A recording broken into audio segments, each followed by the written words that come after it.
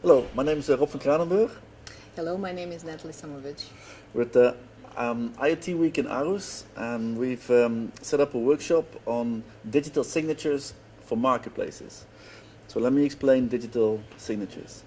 The idea is that we are going to enter a world of basically full connectivity.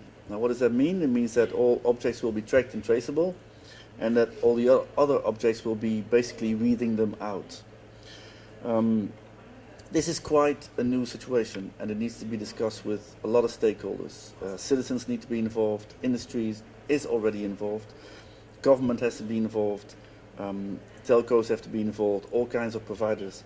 The idea is that we want to build a kind of a society in which you can get good services from a good infrastructure, and that this service or infrastructure also has some idea about who you are. So this is what we mean by building digital signatures. In Europe we have a digital signature for persons, which is called eIDAS. And this sort of certifies that you are you in a particular situation. And what we are going to discuss, and what we have been discussing, is that we also want these kinds of digital signatures for services, so that we know that somehow all these services are aligned, and the people doing these services are doing them with some kind of quality control and security and privacy and ethics.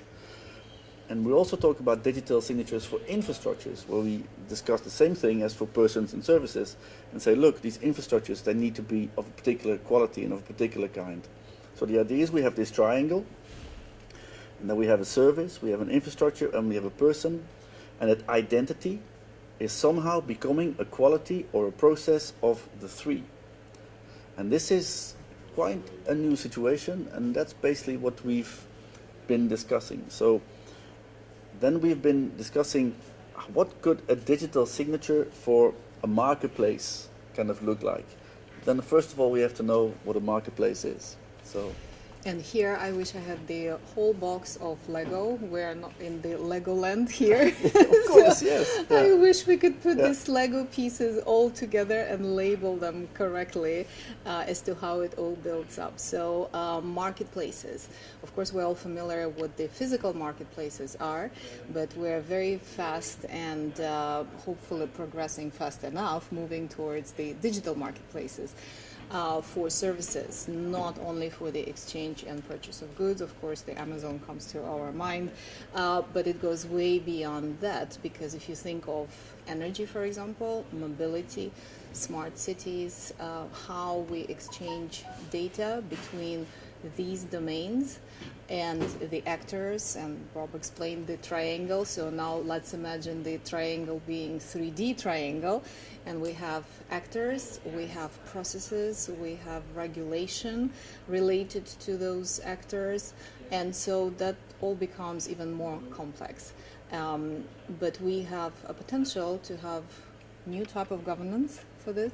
We have potential to create better systems and processes, and technical solutions are there. It's the matter of integration, it's the matter of putting them together and having right ethics and governance that brings all of this together. Yes, I think that's very well. That very well aligns with this idea of these signatures. And the key to both the signature and the marketplace is the data. The data. So we're basically going into a world in which every object, every shirt, every person is radiating data, and this data is somehow captured. Now we know that at the moment, if we talk about Europe, that our data and the data of our objects and the data of our processes are not really in the hands or under the governance of European actors. They're mostly in the hands of GAFA, of Google, Amazon, and Facebook. Yes. Mm-hmm. There's nothing wrong with that. For example, if we talk about the connected car, then already there are marketplaces of data coming from the car, in which you as a driver is not really clear which you own the data, the car owns the data, and all these things are all happening now.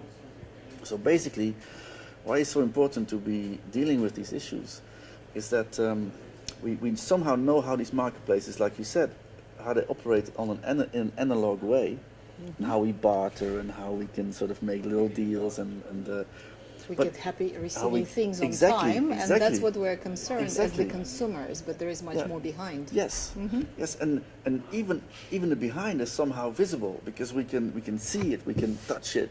Now We can trace we can trace the it. package. Exactly.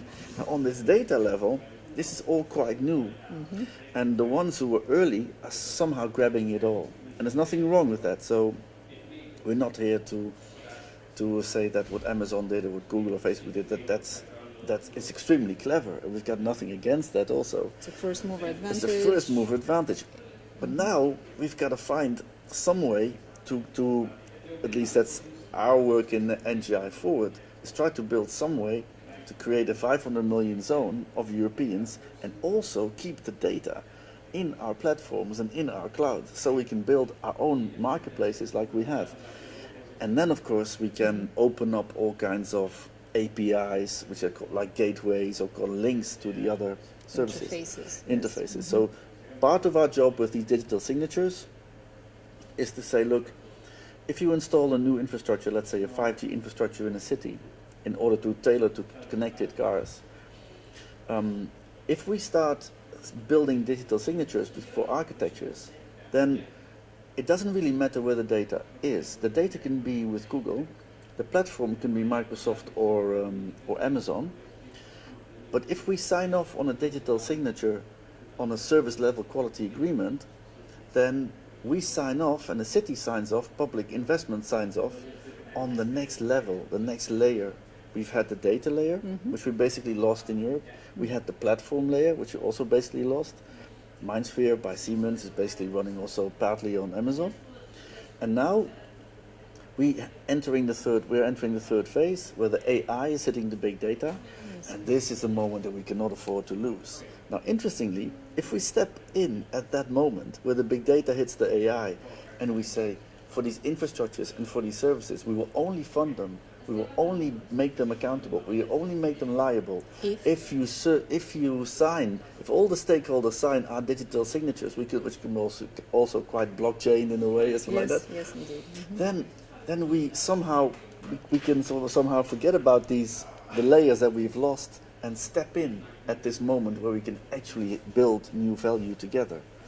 So it's all about new value creation. Absolutely. But in order to create value, you have to have access to the resources, to infrastructures, and to the solutions that allow you to create those, to create that value. Yes.